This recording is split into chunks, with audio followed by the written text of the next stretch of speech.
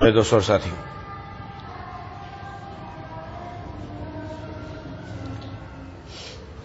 سورہ مؤمنون کی ابتدائی چند آیتیں تلاوت کی ہیں۔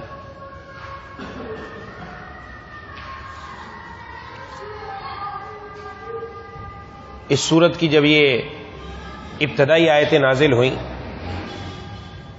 حضرات صحابہ کرام رضوان اللہ تعالی اجمعین فرماتے ہیں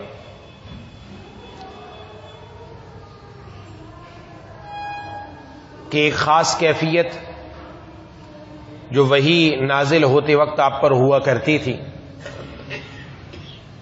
جب وہ ختم ہوئی تو آپ صلی اللہ علیہ وسلم نے ایک دعا فرمائی، اللہم زدنا ولا تنقصنا واکرمنا ولا تہنا واعطنا ولا تحرمنا وآثرنا ولا تؤثر علینا وارض عنا وارضنا۔ جس دعا کا مطلب یہ ہے کہ اے اللہ ہمیں زیادہ عطا فرمائیے اور آپ کمی نہ کیجیے، وَأَكْرِمْنَا وَلَا تُهِنَّا، اور ہماری عزت بڑھائیے، ہمیں ذلیل نہ کیجیے،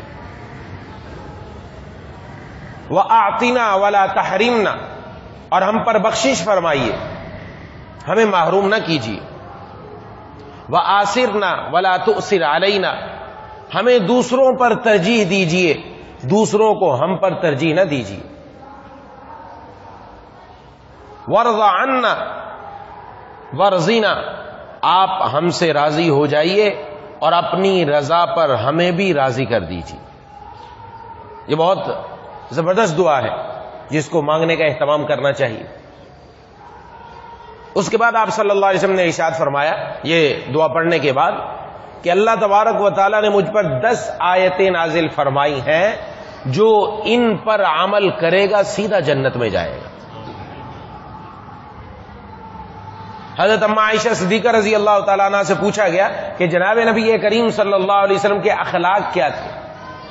انہوں نے یہی 10 آیتیں ابتدائی تلاوت کی اور فرمایا یہ جناب نبی کریم صلی اللہ علیہ وسلم کے اخلاق ہیں۔ ان 10 آیات میں اللہ تبارک و تعالیٰ نے 6 صفات بیان فرمائی،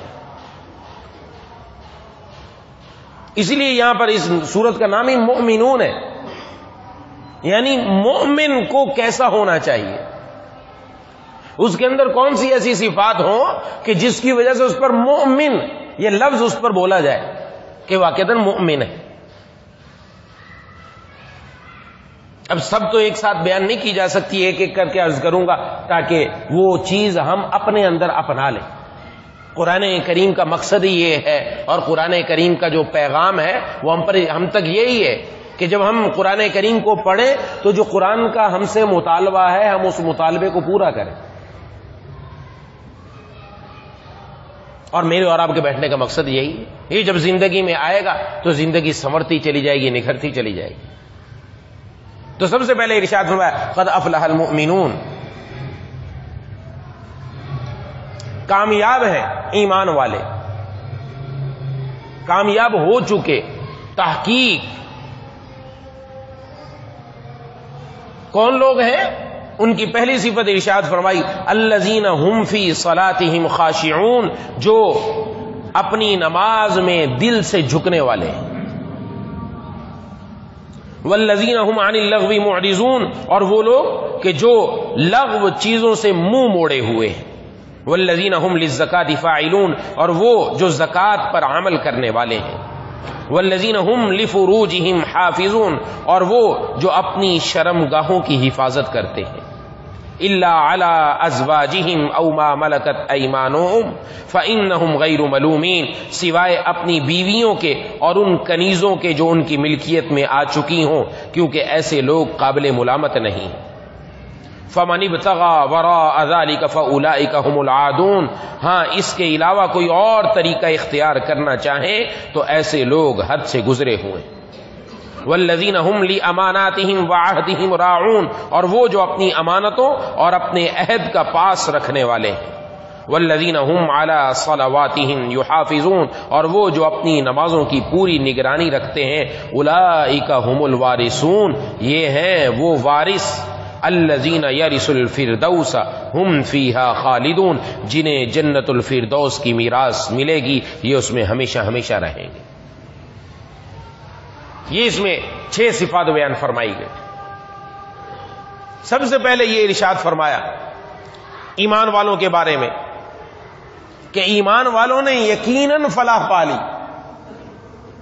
فلاح عربی کا لفظ ہے، اس لفظ کا ترجمہ عام طور پر کیا جاتا ہے کامیابی، لیکن کامیابی اس کا پورا ترجمہ نہیں ہے۔ قرآن کریم کا ایک ایک لفظ ایسا ہے کہ اس کا ہم اپنی زبان میں پورا ترجمہ نہیں کر سکتے ایک لفظ میں۔ فلاح کا معنی ہے دنیا اور آخرت کے اعتبار سے خوشحال ہونا، دنیا اور آخرت کے اعتبار سے خوشحال ہونا۔ جس کو یہ فلاح مل گئی اس کی دنیا بھی بن گئی اور آخرت بھی بن گئی۔ اور اصل فلاح، اصل کامیابی تو آخرت کی ہے جو جنت میں ملنے والی ہے انشاءاللہ، لیکن اس کا کچھ حصہ دنیا میں بھی ملتا ہے، فلاح ملتی ہے، کامیابی ملتی ہے۔ اس کا مطلب یہ نہیں کہ تکلیف نہیں آئے گی، تکلیف آئے گی، پریشانی آئے گی، لیکن وہ دل کے باہر باہر رہے گی، دل کے اندر نہیں جائے گی۔ تو یہ فلاح پانے والے کون لوگ ہیں؟ فرمایا سب سے پہلے یہ وہ لوگ ہیں کہ جو اپنی نماز کے اندر دل سے جھکنے والے ہیں۔ خاشعون کا ترجمہ دل سے جھکنا، جس کی تفصیل عرض کروں گا انشاءاللہ۔ قرآن کریم میں اللہ تبارک و تعالی نے بار بار نماز کے بارے میں حکم ارشاد فرمایا، اقیم الصلاۃ، بار بار، جس سے نماز کی اہمیت کا اندازہ ہوتا ہے کہ نماز خود کتنا اہم فریضہ ہے۔ حضرت عمر فاروق رضی اللہ تعالیٰ عنہ نے اپنے دور خلافت میں ایک فرمان اپنے گورنروں کے نام جاری کیا، سرکاری حکم، سرکاری فرمان تمام گورنروں کے پاس بھیجا کہ ان اہم امرکم عندی الصلاۃ، تمہارے سب کاموں میں سے سب سے زیادہ اہم میرے نزدیک نماز ہے۔ جس نے اس نماز کی حفاظت کی، اس نماز کی محافظت کی، اس نے بقیہ سارے امور کی حفاظت کی، اور جس نے اس نماز کو ضائع کر دیا وہ اس کے علاوہ بقیہ کاموں کو اور زیادہ ضائع کرنے والا ہے۔ یہ بہت اہم بات ارشاد فرمائی کہ جس سے آج لوگوں کے دلوں میں ایک بات ہے اس کو رد کر دیا، اس کی تردید کر دی کہ بعض لوگ نماز سے بھی اہم بعض چیزوں کو سمجھتے ہیں، بعض چیزوں کو سمجھا جاتا ہے کہ یہ نماز سے اہم ہے، یہ بھی نماز سے اہم ہے، کہ ہے اور کاموں میں لگ جاؤ چاہے وہ دین کا کام ہے، لیکن اس کی وجہ سے نماز نکل رہی، نماز قضا ہو رہی۔ کوئی مخلوق خدا کی جو ہے وہ خدمت میں لگا ہوا ہے، کہا چلو نماز نکلتی کوئی مسئلہ نہیں، پہلے مخلوق خدا کی خدمت کر لو، نہیں، کہ نماز فرمایا ظاہر ہے جو گورنر ہے اس کی ذمہ داری ہے، وہ کیا کرے گا؟ وہ عوام الناس کی خدمت کرے گا، اور آپ کا دور وہ دور ہے کہ جس کے اندر آپ نے انصاف مہیا کیا ہے، اور جس ارشاد فرمایا تھا اپنے بارے میں اگر عمر کے دور خلافت کے اندر کوئی کتا بھی پیاسا مر گیا تو اس کا بھی عمر سے سوال ہوگا کیوں مرا۔ انسانوں کو تو چھوڑیں، انسانوں کو انصاف فراہم کیا ہے، مردوں کو، عورتوں کو، ہر طرح کے، مسلمانوں کو بھی اور کافروں کو بھی، ایسا نہیں کہ نہیں ہے۔ تو ظاہر ہے آپ کے گورنر کیسے ہوں گے کہ ان کے کام کیا ہوں گے، لیکن فرمایا سب سے اہم میرے نزدیک تمہاری جو چیزیں ہیں، تمہارا کام ہے، ان میں سب سے اہم نماز ہے، اس لیے بقیہ کام پیچھے، پہلے یہ معمولی چیز نہیں۔ نماز سے انسان کو وہ درجات اور وہ ترقیاں ملتی ہیں جو کسی اور چیز سے نہیں ملتی، یہ ذہن میں رکھنا چاہیے۔ ہم سمجھتے ہیں کہ نماز عام چیز ہے، بس پڑھ لی ٹھیک ہے ہو گیا، نہیں تو نہیں سی، نہیں، یہ نماز بڑی اہم ہے، بڑی اہم ہے کہ آپ صلی اللہ علیہ وسلم کے دور میں 3 حضرات تھے، لمبا واقعہ میں مختصر عرض کر دوں۔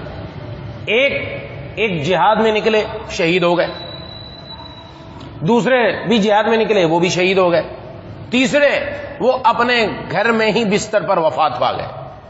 لیکن ان کی جو موت کا وقت ہے اس میں فرق ہے، تھوڑا تھوڑا، ایک ہفتے کا، ہفتہ 10 دن کا فرق ہے. تو ایک صحابی فرماتے ہیں کہ میں نے خواب دیکھا، اور خواب میں کیا دیکھتا ہوں، یہ تینوں جنت میں ہیں، لیکن جس کا سب سے بعد میں انتقال ہوا گھر میں، وہ سب سے آگے ہے، اور جس کا دوسرے نمبر پر انتقال ہوا تھا وہ درمیان میں ہے، اور جس کا سب سے پہلے میدان جہاد میں شہادت ملی تھی وہ سب سے پیچھے. تو میرے دل میں ایک خلجان آیا کہ شہادت کا رتبہ تو بہت بلند ہے، وہ شہید سب سے پیچھے اور جس کا گھر میں انتقال ہوا وہ سب سے آگے. تو میں جناب نبی کریم صلی اللہ علیہ وسلم کی خدمت میں آیا اور آ کر عرض کیا کہ یہ معاملہ میں نے دیکھا. آپ صلی اللہ علیہ وسلم نے فرمایا تم نے اس کو اچنبھا کیوں سمجھا، تم نے اس کو عجیب کیوں سمجھا. اور پھر ایک بات ارشاد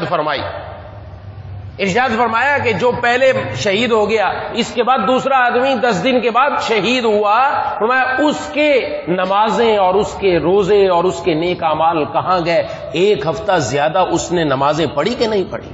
اس نے پڑھی. اس نے نیک اعمال 1 ہفتہ اور زیادہ کیے، تو اس کی نیکیاں اس سے بڑھ گئی، تو ظاہر ہے یہ آگے بڑھے گا اس سے، اور یہ بھی شہید ہوا.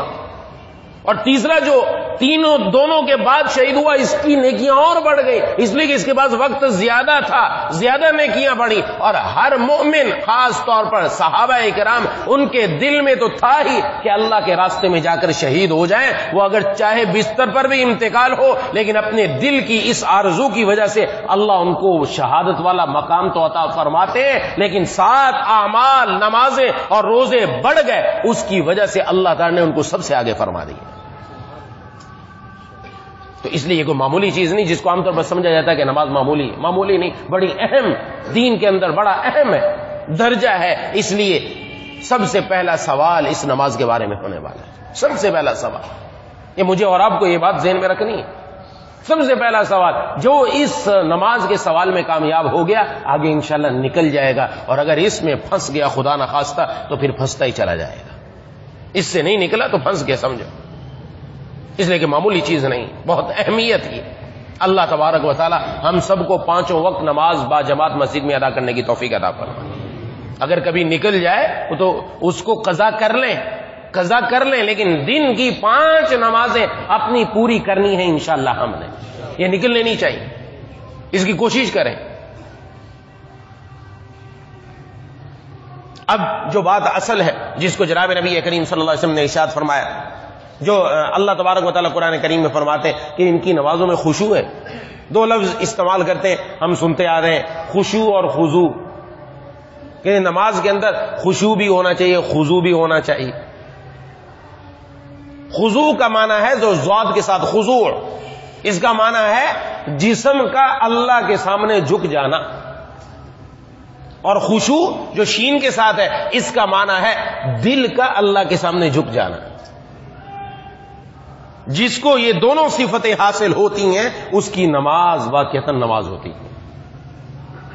تو پہلی چیز جو خضوع ہے کہ جسم اللہ کے سامنے جھک جائے. یعنی جسم اللہ کے سامنے کیسے جھکے؟ جسم اللہ کے سامنے نماز میں اس طرح کھڑا ہو کہ وہ با ادب بن کر اللہ کے سامنے کھڑا. یہ کوئی معمولی دربار نہیں ہے کہ یہاں پر آ کر انسان کھڑا ہے، کبھی دایاں ہاتھ چل رہا ہے، کبھی بایاں ہاتھ چل رہا ہے، کبھی کہاں خارش ہو رہی، کبھی کہاں خارش ہو رہی ہے. یہ تو آ کر کھڑا ہے شاہی دربار کے اندر. یہ شاہی دربار میں آئے.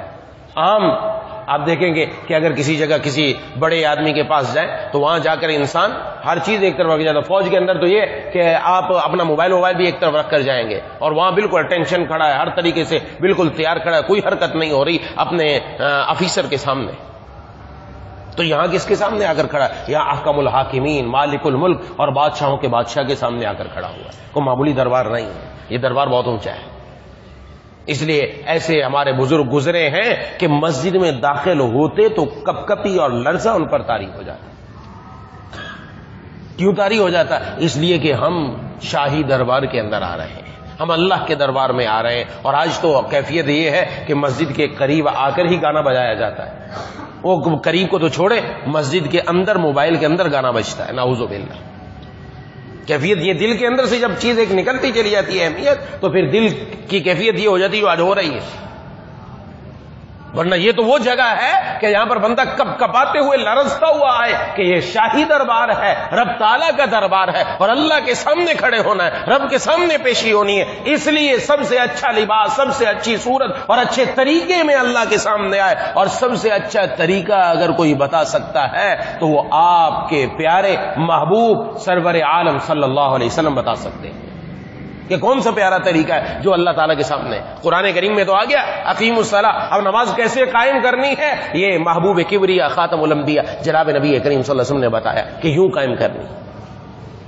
اس کے لیے طریقہ بتایا. یہ جو نماز کا طریقہ ہے، جتنی نماز با ادب ہو کر پڑھیں گے اتنا اس کے اندر خضوع آئے گا. با ادب ہو کر جتنی پڑھیں گے، ادب کیا رعایت. جس طرح دنیا کے مختلف جگہوں پر جانے کے کچھ آداب ہیں کہ وہاں آپ نے کس طرح جانا، رب تعالیٰ کے دربار میں کھڑے ہونے کے بھی کچھ آداب ہیں، رکوع کے بھی کچھ آداب ہیں، سجدے کے بھی کچھ آداب ہیں. جب اس پر عمل ہوگا تو یقیناً ہماری نماز وہ نماز ہوگی جس کے بارے میں فرمایا گیا ہے کہ نماز بے حیائی اور منکرات سے روکتی ہے. ہماری نماز ہمیں نہیں روک رہی، ہمارے اندر کمی ہے اس لیے نہیں روک رہی. تو سب سے پہلے اللہ کے سامنے کھڑا ہونا ہے قیام. اب جب انسان کھڑا ہوتا ہے کیسے کھڑا ہو؟ کھڑا ہونے کا با ادب طریقہ کیا ہے کہ انسان کا ہر عضو وہ سیدھا ہو اور قبلہ رخ ہو. سینہ بھی قبلہ رخ، اس کے پاؤں بھی قبلہ رخ ہو. یہ نہیں کہ ٹیڑھے ٹیڑھے، بعض لوگ ٹیڑھ رکھتے ہیں، ٹیڑھے قبلہ رخ ہونے چاہیے، سیدھا قبلہ رخ ہو.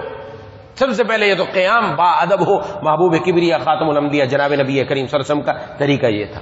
سینہ بھی قبلہ رخ ہے، سامنے چہرہ بھی قبلے کی طرف ہے. اس کے بعد جب اس نے آگے بڑھنا ہے اب تکبیر کہنی. اچھا سب سے پہلے نیت کے لیے بھی بعض لوگوں کے دلوں میں غلط فہمی ہے. وہ سمجھتے ہیں نیت کے لیے مخصوص الفاظ، جب تک یہ الفاظ نہیں کہیں گے نیت نہیں ہوگی. نیت دل کے ارادے کا نام ہے. بس دل میں ارادہ ہے کہ ہم فجر کی نماز پڑھنے لگے، ہم ظہر کی نماز پڑھنے لگے، ہم عصر کی پڑھنے لگے، یہ دل کے اندر موجود ہے تو بس یہ کافی ہے. زبان سے وہ کلمات کہنا کوئی ضروری نہیں، کوئی فرض واجب نہیں. بعض لوگ اسی چکر کے اندر اپنی رکعت ہی نکال دیتے ہیں، اس کے اس سے کوئی تعلق نہیں. نیت دل کے ارادے کا نام ہے. ظاہر ہے ایک بندہ باہر سے آ رہا ہے، اپنی دکان چھوڑی، اپنا گھر چھوڑا اور اپنے مشاغل چھوڑے اور مسجد میں کیوں آیا؟ کس لیے آیا؟ نماز کے لیے آیا نا. کس نماز کے لیے آیا یہ بھی اس کو پتا ہے کہ میں ظہر کی نماز کے لیے آ رہا ہوں، عصر کے لیے آ رہا ہوں، مغرب کے لیے آ رہا ہوں. یہ جو اس کے دل میں یہ جو چیز ہے یہی ارادہ ہے، یہی نیت ہے، بس کافی ہے. مزید اس کو کچھ کرنے کی ضرورت نہیں. اب جب قیام ہو گیا اب تکبیر تحریمہ کہنی ہے تو اچھا بعض لوگ سمجھتے ہیں خضوع کا مطلب کیا ہے؟ خضوع کا مطلب ہے سر کو اللہ کے سامنے جھکائیں، اور سر کو وہ نماز کے اندر اس طرح جھکا دیتے ہیں یوں. یہ سر کا اس طرح جھکا دینا کہ تھوڑی سینے سے لگ جائے خلاف سنت ہے. یہ سنت طریقہ نہیں. میں پہلے عرض کر چکا با ادب طریقہ کون سا ہوگا؟ وہ جو جناب نبی کریم صلی اللہ علیہ وسلم نے بتایا. اور آپ صلی اللہ علیہ وسلم نے ارشاد فرمایا صلو کما رأیتمونی اصلی، تم اسی طرح نماز پڑھو جس طرح تم نے مجھے نماز پڑھتے ہوئے دیکھا. یہاں تک کہ حضرات خلفائے راشدین، حضرت عثمان غنی، حضرت علی المرتضی، یہ حضرات اور دوسرے حضرات صحابہ اکرام رضوان اللہ علیہم اجمعین وہ باقاعدہ بتاتے تھے کیا میں تمہیں اس طرح نماز پڑھ کر نہ دکھاؤں کہ جس طرح حضور صلی اللہ علیہ وسلم نے پڑھی تھی؟ ہم تو نماز سیکھتے ہی نہیں، اس طرح نہ سکھاؤں؟ باقاعدہ سکھا رہے ہیں کہ یوں پڑھو. یہ دیکھو میں نے ایسے کیا، آپ صلی اللہ علیہ وسلم نے ایسے ہی کیا. کیونکہ آپ صلی اللہ علیہ وسلم کے جسم اثر سے جو نکلا ہوا عمل ہے وہی اللہ کو پیارا ہے. بس اس کے علاوہ کوئی چیز نہیں چاہیے. اس لیے ہم سمجھے کہ خضوع اس طرح کرے، نہیں، اس کو ایک طرف رکھو، یہ طریقہ نہیں. طریقہ یہ کہ گردن بس جس طرح سامنے ہے اس طرح رہے، گرد آنکھیں جھکی ہوئی ہوں اور نظر سجدے کی جگہ پر ہے، ایسے ہونے چاہیے.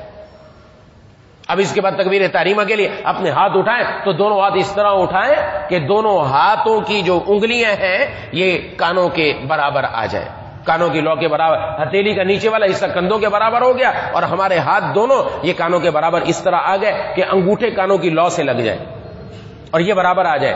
یہ ہاتھ نہ اس طرح اٹھے ہوئے ہو کہ آسمان کی طرف ان کا رخ ہو اور نہ ہی کانوں کی طرف ان کا رخ ہو، ان کا رخ قبلے کی طرف ہو، قبلے کی طرف. ہاتھ ہتھیلی کا رخ قبلے کی طرف ہو اور ہاتھ اٹھائے. یہ ہے با ادب طریقہ جو جناب نبی کریم صلی اللہ علیہ وسلم نے بتایا. اب جتنی کوشش کریں گے اتنا نور آتا چلا جائے گا، یہ سمجھ لینا چاہیے۔ آج ہم کہتے ہیں سنت کے انوارات نہیں ہیں۔ حضرت حاجی امداد اللہ مہاجر مکی رحمہ اللہ کی خدمت میں ایک شخص حاضر ہوا اور کہا کہ حضرت میں نے 2 رکعت نماز پڑھی اور میرا ارادہ تھا کہ آج میں انتہائی خشوع اور خضوع سے نماز پڑھوں گا کہ ہر عمل سنت کے مطابق نماز کے اندر کروں۔ وہ کیا میں نے، اسی طرح پڑھی، اور پھر میں نے اللہ سے دعا کی، یا اللہ مجھے دکھا دیجئے کہ میری اس نماز کو کس طرح آپ نے قبول کیا ہے۔ کہ اللہ تبارک و تعالی نے مجھے دکھایا خواب کے اندر، کسی بھی طریقے سے مجھے نظر آیا کہ میری نماز کو اللہ تعالیٰ نے ایک حسین و جمیل عورت کی شکل میں قبول کیا ہے، یعنی خوبصورتی کی انداز میں قبول کیا ہے، لیکن اس عورت کی آنکھیں نہیں ہیں، اندھی ہے۔ یہ مجھے سمجھ میں نہیں آیا، میں نے تو اپنی طرف سے پوری کوشش کی تھی۔ تو آپ نے ارشاد فرمایا کہ تم نے یقیناً آنکھیں بند کر کے نماز پڑھی ہوگی۔ کہا جی ہاں، آنکھیں بند کر کے نماز پڑھی۔ فرمایا آنکھیں بند کر کے نماز پڑھنا خلاف سنت ہے، حضور کا طریقہ نہیں۔ جو طریقہ حضور کے مطابق نہ ہوا وہ اللہ تعالی نے قبول ہی نہیں کیا۔ فرض تو اتر گیا، فرض کے اتر جانا الگ بات ہے، لیکن وہ اللہ کے ہاں قابل قبول ہو، اس کے اوپر انعامات ملے اور وہ نماز کا وہ نور اور روح حاصل ہو، وہ اس لیے حاصل نہیں ہوئی کہ اس کے اندر آپ صلی اللہ علیہ وسلم والا طریقہ نہیں۔ اس لیے یہ اہم ہے۔ جو تکبیر تحریمہ کے لیے ہاتھ اٹھائے، اب اس کے بعد اللہ اکبر کہہ کر اپنے ہاتھ باندھ لیے، اور ہاتھ باندھنے کا بہتر طریقہ کیا ہے کہ اپنی چھوٹی انگلی اور اپنے انگوٹھے سے ہلکا بنا لیا جائے اور اس کے ذریعے سے بائیں ہاتھ کو گٹے سے پکڑ لیا جائے اور پکڑ کے جو 3 انگلیاں ہیں وہ کلائی کے اوپر سیدھی رکھ دی جائے، ایسے رکھ دی گئی، اور ہاتھ ناف سے ذرا نیچے باندھ لیں۔ یہ آپ صلی اللہ علیہ وسلم سے ثابت ہے، نیچے باندھ لیا۔ اب اس کے بعد یہ ہم نے اپنا کام کر لیا، اس کے بعد حکم ہے ثنا پڑھنے کا۔ تعوذ پڑھو، اعوذ باللہ من الشیطان الرجیم، بسم اللہ الرحمن الرحیم، الحمدللہ رب العالمین پڑھنی ہے، اس کے بعد سورت پڑھنی ہے۔ لیکن اس تلاوت کے اندر اس بات کا خیال رکھنا ہے کہ میری تلاوت ٹھیک بھی ہے کہ نہیں ہے۔ آج کل اس کا خیال نہیں ہے۔ جناب نبی کریم صلی اللہ علیہ وسلم پر اللہ تعالیٰ نے اپنا کلام نازل فرمایا تو اس کلام کے شایان شان یہ ہے کہ اس کو پڑھا بھی اسی انداز میں جائے جس انداز سے بتلایا گیا۔ ہم اپنے بچوں کو انگلش میڈیم اسکول میں داخل کرواتے ہیں کہ انگلش بولنا آ جائے، اور پھر اس کے لیے مختلف جگہوں پر کہیں مختلف ٹیوشنیں لگواتے ہیں، مختلف کورس ہو رہے ہیں، لینگویج کورس ہو رہے ہیں، وہاں لگواتے ہیں۔ کیوں؟ اس لیے کہ اس کو انگلش بولنا ہے جیسے انگریز بولتا ہے، وہ بتائے وہ کوشش کی جاتی ہے اس کے لیے، لیکن پھر بھی طریقہ نہیں آتا۔ لیکن قرآن کریم اللہ تبارک و تعالیٰ کی ایسی کتاب، نعوذ باللہ ہم نے اس کے ساتھ وہ سلوک کیا ہے کہ ہم نے اس کو پڑھنے کا طریقہ ہی نہیں سیکھا، نعوذ باللہ، اور نہ اہمیت ہے، نہ اہمیت ہے۔ ہزاروں روپے، بلکہ ہزاروں کے لاکھوں روپے ہم اپنے بچوں کی دنیاوی تعلیم کے لیے لگوا دیتے ہیں، لیکن قرآن کریم کی تعلیم مفت ملتی ہے، اس کے لیے ہمارے پاس وقت نہیں نکلتا، اس کے لیے وقت نہیں۔ یہ المیہ ہے ہمارا، ورنہ بچوں آج سے کچھ عرصہ پہلے آپ اپنے بزرگوں سے پوچھیے، ایسی خواتین گھروں میں موجود ہیں آج بھی جنہوں نے اپنی دادی اماں سے، نانی اماں سے قرآن کریم پڑھا اور صحیح پڑھا، اور ان کو سورہ یاسین زبانی یاد ہے، سورہ ملک زبانی یاد ہے، سورہ رحمان پورے زبانی یاد ہے، اور وہ نام لیتی ہیں کہ ہماری دادی اماں نے، ہماری نانی اماں نے، ہمارے فلانے نے ہمیں یہ یاد کروایا۔ گھر میں ماحول تھا تو یاد کروایا نا، ماحول نہیں ہوتا تو کون یاد کراتا؟ اور ہمارے بچوں کو یاد ہے کیا؟ ہمارے بچوں کو پتہ ہی نہیں، سلیقہ ہی نہیں ہے، گھر میں آنا ہے کیسے آنا ہے، باہر نکلنا ہے کیسے جانا ہے، اس کو قرآن کریم کا پتہ ہی نہیں، کوئی سورت کیا یاد ہو، اس کو تو آخری صورتیں بھی نہیں آتی۔ ایسے میری یہاں حیدرآباد کے ہی بڑے بڑے ایسے اسکولوں کے جو چلانے والے، ان سے ملاقات ہوئی، کہا ہم سے کبھی یہ سوال نہیں ہوا، ہم سے یہ کبھی سوال نہیں ہوا کہ آج اسلامیات کا، دینیات جس کو کہتے ہیں، اسلامیات کہتے ہیں، جس کے اندر نماز کا طریقہ یا وضو کا طریقہ، جس کے اندر بچوں کو دعائیں سکھائی جاتی ہیں، وہ ہم سے کبھی نہیں پوچھا کہ آج اس کا پیریڈ نہیں ہوا، آج وہ نہیں بتایا گیا۔ ہاں یہ سوال ضرور ہوا ہے کہ جو فنکشن ناچ اور گانے کا ہونا تھا وہ کیوں نہیں ہوا، وہ کیوں نہیں ہوا، وہ ہونا چاہیے۔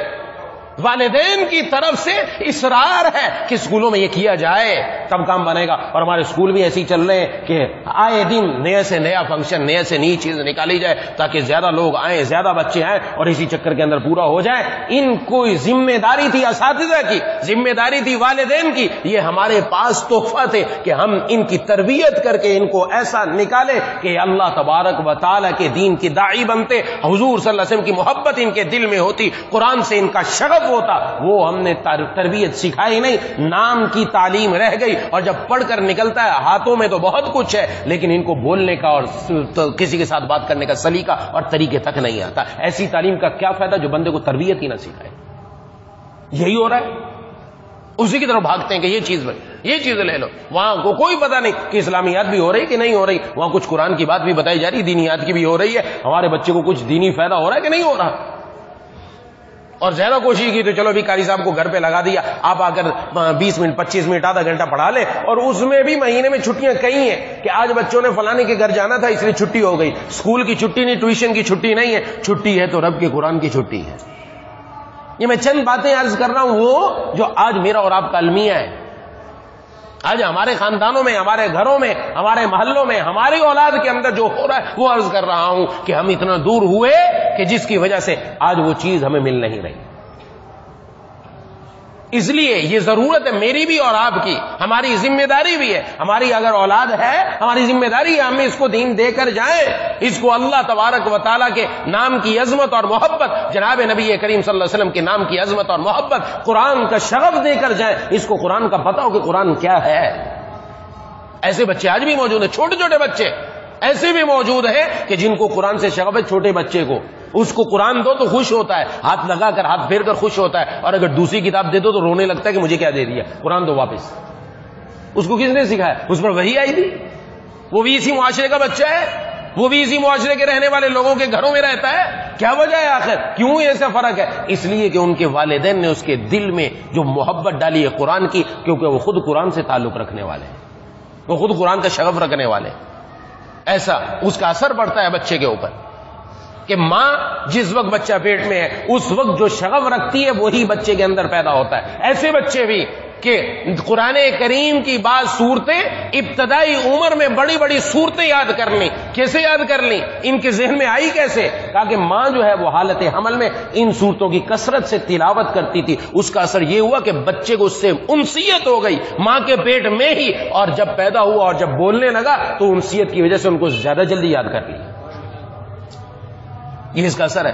اور ہمارے ہاں تو معاملہ ہی الٹ ہے بالکل، وہ تو کچھ ڈرامے دیکھ رہے ہیں، فلمیں دیکھ رہے ہیں، بچہ پیدا ہونے کے بعد بھی تو چلتا ہے، اور جب پیٹ میں تب بھی یہ معاملات ہیں، تو پھر اس کا اثر کیا پڑے گا؟ جو اثر ہے وہ سامنے سب کے کہ اثر کیا ہو رہا ہے، اور اب کیسی جو ہے وہ اپنے ہاتھوں کی کھیتی ہم دیکھ رہے ہیں۔ مالی جو ہے نا وہ اپنے پودوں کو سنبھال کر رکھتا ہے، مالی پودوں کو سنبھال کر رکھتا ہے، خیال کرتا ہے کہیں کیاری میں کچھ ہو نہ جائے، پانی کا اہتمام کرتا ہے، ان کی نگہداشت کرتا ہے۔ یہی اولاد ہمارے پودے ہیں، ان کی نگہداشت ایسی کرنی ہے کہیں ٹہنی دائیں سے بائیں نہ ہو جائے۔ ان کی ہم نے اچھی طریقے سے تربیت کر کے ان کو تناور پودا بنانا ہے، اور ایسا پودا بنانا ہے جو جناب نبی کریم صلی اللہ علیہ وسلم کی سنت میں سانچے میں ڈھلا ہوا پودا ہو۔ ان کی آبیاری کرنی ہے، اور آبیاری کے لیے ماں باپ کو تھوڑا قدم بڑھانا پڑتا ہے، اور ان کی آبیاری، ان کا پانی کیا ہے؟ وہ تہجد کے وقت اٹھ کر اپنے رب سے مانگنا ہے۔ اس وقت اٹھ کر کسی دن آنکھ کھل جائے تو اپنی اولاد کے لیے مانگو، رب تعالیٰ سے عرض کریں، کوشش کرے اس وقت اٹھ کر، یہ آبیاری ہے، اور یقیناً قابل قبول ہوگا، یقیناً اللہ تعالیٰ قبول فرمائے، یقیناً کام بنے گا۔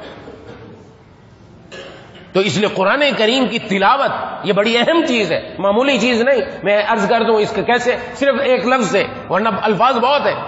جیسے قرآن کریم میں لفظ استعمال ہوا ہے قلب، ہم عام استعمال کرتے ہیں، ایک ہے قاف 2 نقطوں والا، اور ایک ہے کاف کراچی والا کاف، دونوں لفظ استعمال ہوئے، دونوں لفظ عربی کے ہیں، لیکن قاف کے ساتھ اگر آئے قلب تو اس کا معنی ہے دل، اور اگر کاف کراچی والے کے ساتھ آئے قلب اس کا معنی ہے کتا۔ اب جو آدمی لفظ قلب کی جگہ قلب پڑھ دے تو پھر آپ دیکھیں کہ معنی میں تبدیلی کتنی ہوئی۔ اس لیے یہ ذہن میں رکھنا ضروری کہ میں جو تلاوت کر رہا ہوں میری نماز بھی ہو رہی ہے کہ نہیں ہو رہی۔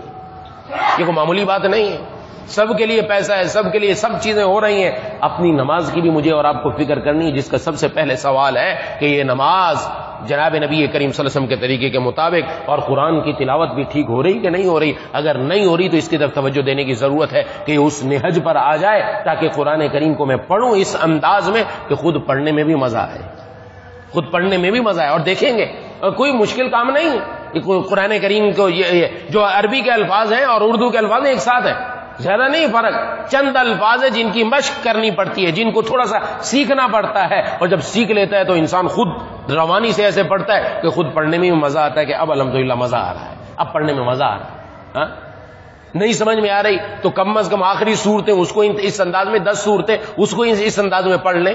موقع نہیں مل رہا، آپ اپنے آج کل تو موبائل ہر ایک کے پاس ہے، موبائل کے اندر قاری سدیس صاحب ہے، حرم کے امام، حرم کے کسی بھی امام کی وہ ٹیپ جو ہے وہ موجود ہے ہر جگہ پر، ان کی ریکارڈنگ موجود ہے، وہ ریکارڈنگ اپنے اس میں ڈال لیں اور بار بار سنتے رہیں، سن کر انشاءاللہ زبان سے وہ لفظ جاری ہو جائے گا انشاءاللہ، اگر نہیں موقع مل رہا۔ ورنہ تو موقع تو بہت ہے، الحمدللہ موقع بہت ہے، 10 منٹ 15 منٹ 20 منٹ کہنے نہیں نکال سکتے، جہاں آپ ہیں وہاں پر امام صاحب کے پاس چلے گئے، قاری صاحب کے پاس چلے گئے، 10 منٹ مجھے دے دیں، 15 منٹ دے دیں، چند دن میں انشاءاللہ یہ حروف درست ہو گئے اور آپ قرآن کریم روانی سے پڑھیں گے انشاءاللہ۔ قرآن پڑھنے میں مزہ آئے گا کہ رب تعالیٰ کا قرآن ہے۔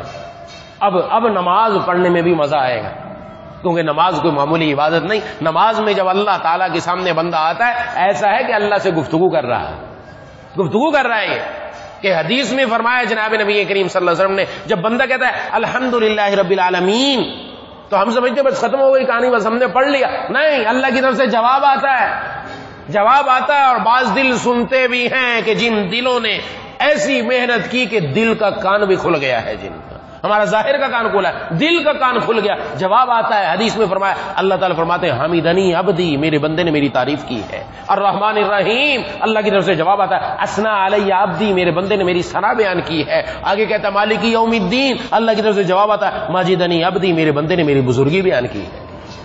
آیت پڑھتے جاؤ، جواب آ رہا ہے، یہ اللہ سے ہم کلام ہونا ہے، یہ اللہ تبارک و تعالی سے گفتگو ہو رہی، کوئی معمولی بات تھوڑی ہے۔ اب جب انداز اچھا ہوگا قرآن پڑھنے کا، اور وہ قرآن اس لہجے کے مطابق ہوگا جو لہجہ جناب نبی کریم صلی اللہ علیہ وسلم عطا فرما کر گئے، تبھی تو پھر جواب آئے گا، اگر وہاں پر لفظ ہم نے غلط پڑھ دیے تو کیسے جواب آئے گا؟ تو اس لیے اس کو معمولی نہ سمجھا جائے، کوشش کرنی چاہیے ہم میں سے ہر آدمی کو، اگر کسی کو قرآن کریم نہیں آتا، قرآن کریم سیکھنے کی ترتیب بنائے، قرآن کریم تاکہ ہمارا درست ہو جائے، اس حد تک تو درست ہو جائے، کم از کم ہماری نماز تو ٹھیک ہو جائے، جو ہمارے ذمہ میں لازم ہے، جو کرنا ہی ہے ہم نے کام، اتنا تو پڑھے آدمی۔ اور اس کے لیے کہیں بھی آپ جا کر، کہیں بھی ہر جگہ پر الحمدللہ مکاتب موجود ہے، ہر جگہ موجود ہے، بس جانے کی ہمیں دیر ہے، وہاں جا کر ہم اس کا ابتدا کر لیں، وہاں جا کر ہم سیکھنا شروع کر دیں تو انشاءاللہ ضرور کام بنے گا۔ صرف فکر اپنے اندر پیدا ہو جائے تو پھر اس کی وجہ سے اللہ تبارک و تعالی دل میں یہ چیز عطا فرما دیں، اس لیے یہ اہم ہے۔ تو اب جب کھڑے ہوئے ہم تو ہماری تلاوت بھی ایسی ہونی چاہیے جو قابل قبول ہے اللہ تبارک و تعالی۔ اس کے بعد رکوع کا نمبر آیا، اب رکوع کے لیے جھکے، اور رکوع میں جھکتے ہوئے اس بات کا خیال کرنا ہے کہ اپنی کمر بالکل سیدھی ہو، ٹیڑھی نہیں ہو۔ اور کمر سیدھی کب ہوگی؟ جب ہمارے دونوں ہاتھ یہ گھٹنوں تک پہنچ جائے، اور گھٹنوں میں کو انگلیاں کھول کر پکڑنا ہے، رکھنا نہیں، انگلیاں کھول کر گھٹنوں کو پکڑ لیا جائے، ٹانگیں بالکل سیدھی ہوں اور کوہنیاں بالکل سیدھی ہوں، تو انشاءاللہ کمر بھی بالکل سیدھی ہو، ایسی کمر بالکل سیدھی کہ اس میں جھکاؤ نہ ہو۔ اس کے اندر جا کر تسبیح پڑھ لے، 3 مرتبہ پڑھنا سنت ہے، 3 مرتبہ سبحان ربی العظیم 3 مرتبہ پڑھنا سنت ہے، تو اس سے آگے بھی بڑھ سکتے ہیں، کبھی 5 مرتبہ بھی پڑھ لینی چاہیے، کبھی 7 مرتبہ بھی پڑھ لینی چاہیے، کبھی 9 مرتبہ بھی پڑھ لینی چاہیے، تھوڑا قدم آگے بھی بڑھانا چاہیے۔ اس کے بعد پھر سمیع اللہ لمن حمدہ کہہ کے کھڑے ہو گئے، ربنا لک الحمد۔ اور یہ جو کھڑا ہونا ہے اس کو ہم کہتے ہیں یہ کھڑا ہونا قوما ہے، اور حدیث میں آتا ہے جناب نبی کریم صلی اللہ علیہ وسلم اس میں اتنی دیر کھڑے ہوتے تھے جتنی دیر رکوع میں رہتے تھے، اور ہمارا تو پتہ نہیں چلتا، اتنی دیر کھڑے ہوتے تھے۔ ربنا لک الحمد، ربنا ولک الحمد، دونوں طریقے سے آیا، اور بعض روایات میں آیا ربنا ولک الحمد حمدا کثیرا طیبا مبارکا فی۔ جناب نبی کریم صلی اللہ علیہ وسلم نماز پڑھا رہے تھے، ایک صحابی نے یہ الفاظ کہے سمیع اللہ لمن حمدہ کے بعد، آپ صلی اللہ علیہ وسلم نے جب سلام پھیرا تو فرمایا کس نے کہے؟ تو ایک صحابی کھڑے ہوئے کہا میں نے کہے۔ فرمایا یہ جو تم نے الفاظ کہے ہیں میں نے دیکھا 30 فرشتے اس کی طرف لپکے ہیں کہ ہم اس کو لکھیں گے، یہ اتنا پسندیدہ جملہ ہے۔ اب الگ پڑھ رہے ہیں یا امام کے پیچھے اتنا موقع مل رہا ہے تو پڑھ لے، نہیں الگ پڑھ رہے تو پڑھ لے، پھر تو آرام ہے، سنت ہے، نفل اپنی پڑھ رہے ہیں تو پھر تو اس کے اندر اس کو پڑھنا چاہیے۔ جب اتنا پڑھیں گے یقیناً اتنی دیر ہم کھڑے ہو جائیں گے کہ ہمارا ایک کھڑا ہونا درست ہو جائے گا۔ یہ کھڑا ہونا جب درست ہو گیا تو یہ ہمارا رکوع بھی درست ہوا، اور اس کے ساتھ ہمارا قیام بھی درست ہو گیا، رکوع کے بعد کھڑا ہونا۔ اس کے بعد سجدے میں جانا، سجدے میں جانے کا طریقہ بالکل سیدھے بیٹھ جائے نیچے، آگے کی طرف جھک کر نہیں جائے، سیدھا نیچے کی طرف آئے اور سیدھا نیچے آ کر جو حصہ زمین کے زیادہ قریب ہے اس کو لگائے. پہلے گھٹنے زمین پر لگیں گے، پھر ہاتھ لگے گا، پھر اس کے بعد ناک، پھر اس کے بعد پیشانی، اور سجدہ کر لیا. سجدے کے اندر گئے تو سجدے کے اندر جا کر سبحان ربی الاعلیٰ 3 مرتبہ، اور اس کے اندر اس طریقے سے سجدہ کرنا ہے کہ ہماری رانیں ہمارے پیٹ سے جدا ہوں، ہمارے بازو ہمارے پہلو سے جدا ہوں، الگ الگ ہوں. حضرت جناب نبی کریم صلی اللہ علیہ وسلم کے بارے میں آتا ہے کہ آپ سجدہ اس طرح فرماتے اونچے ہو کر اور اپنی دونوں بازو کو دائیں بائیں نکال کر کہ کوئی حصہ دوسرے سے ملا ہوا نہیں ہوتا. اگر بکری کا بچہ نیچے سے گزرنا چاہتا تو وہ نکل جاتا، یعنی اتنا اونچا، ایسے نہیں زمین سے لگ کر نہیں، اونچا ہو کر جو سجدے کا صحیح طریقہ اس کے مطابق کرے. سجدے سے اٹھ کر بیٹھ گئے، اس کو ہم کہتے ہیں جلسہ. یہ جب بیٹھے تو یہاں بھی اتنا وقفہ کرے کہ جس کے اندر کم از کم اللہم اغفر لی پڑھ لے، نہیں تو اللہم اغفر لی وارحمنی واہدنی وعافنی وارزقنی، یہ الفاظ آئے احادیث میں، جن کو یہ یاد ہے وہ یہ پڑھ لے، نہیں تو کم از کم اتنا ہی پڑھ لے اللہم اغفر لی. اب جب یہ پڑھے گا تو یقیناً جلسہ ہمارا ویسا ہو جائے گا جس طریقے سے احادیث کے اندر حکم دیا گیا. اور جناب نبی کریم صلی اللہ علیہ وسلم کے سامنے ایک صحابی نے نماز پڑھی، جانے لگے تو آپ نے ارشاد فرمایا قم فصلی فانک لم تصلی، کھڑے ہو جاؤ دوبارہ نماز پڑھو، تمہاری نماز نہیں ہے. وہ دوبارہ نماز پڑھی، پھر آپ نے یہی فرمایا، پھر انہوں نے نماز پڑھی. پھر جب آئے تو عرض کیا کہ مجھے سکھلا دیجئے نماز کیسے پڑھنی. تو آپ نے جب سکھلایا تو یہ فرمایا رکوع کرو تو اطمینان سے کرو، اور رکوع کے بعد جب قومے میں کھڑے ہو تو اطمینان سے کھڑے، سجدہ کرو اطمینان سے، اور سجدے سے جب اٹھ کر بیٹھو اطمینان سے. یہ تم بہت جلدی کر رہے تھے اور جلدی کرنے کی وجہ سے وہ والا حق ادا نہیں ہو رہا تھا، اس لیے کہا گیا کہ تمہاری نماز نہیں تھی. جان بوجھ کر اگر کوئی ایسا کرے گا تو پھر اس کی وجہ سے اس کی نماز واجب الاعادہ ہے، اس کو کرنا پڑے گی. ایسا نہیں کہ سجدے سے اٹھا اور پتہ ہی نہیں چلا قومے کا، دوبارہ فوراً نیچے، قومہ ہوا ہی نہیں، یہ جلسہ ہوا ہی نہیں. سجدے سے جب اٹھا، اس طرح رکوع سے جب قومے کے لیے کھڑا ہوا پتہ ہی نہیں چلا کہ قومہ ہوا کہ نہیں، بس تھوڑا سا اوپر کی طرف ہوا، دوبارہ نیچے سجدے کے لیے جا رہا ہے. اس لیے اس بات کا اہتمام، یہ وہ نماز ہے جو جناب نبی کریم صلی اللہ علیہ وسلم نے بتلائی، جس کو کہتے ہیں خضوع، جسم کا جھک جانا. یہ با ادب طریقے سے جب نماز ہوگی تو جسم اللہ کے سامنے جھکے گا، اور یقیناً اس کے اندر وہ انوارات آئیں گے جو نماز کے اندر ہمیں مطلوب ہے. تو بقیہ باتیں انشاءاللہ اگلی مرتبہ عرض کروں گا. دعا ہے کہ اللہ تعالیٰ مجھے اور آپ کو ان باتوں پر عمل کرنے کی توفیق عطا فرمائے. وآخر دعوانا ان الحمدللہ رب العالمین.